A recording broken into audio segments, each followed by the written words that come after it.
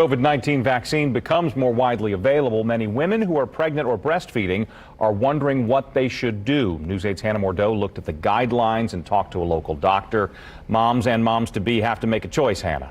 Yes, and a tough choice. The CDC recommends pregnant women to first consult their doctors because there's limited data when it comes to the safety of the COVID-19 vaccine for pregnant or breastfeeding mothers. Still, experts with the CDC say mRNA vaccines, that's what the COVID-19 vaccine is, are unlikely to pose a risk to these women.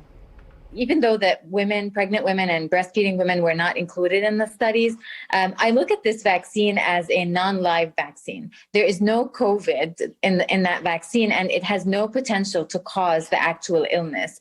So if I am taking it, I'm not putting myself nor my family or my son at even 1% risk of getting COVID.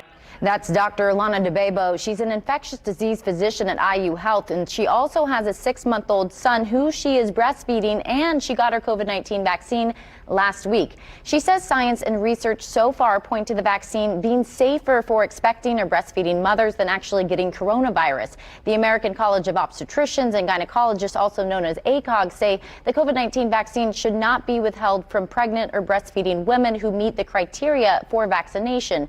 While neither Pfizer or Moderna trials intentionally included pregnant women, almost 24 volunteers became pregnant during the course of the Pfizer trial, and there have been no adverse effects or reaction among these women. So this mother and doctor says she thinks the vaccine is the safest option. I think when I look at the risk benefit, it always favors me getting the vaccine rather than not. And I am actually not scared and excited that finally I will be able to provide an environment for my son that is safer than what he's lived through since he was born.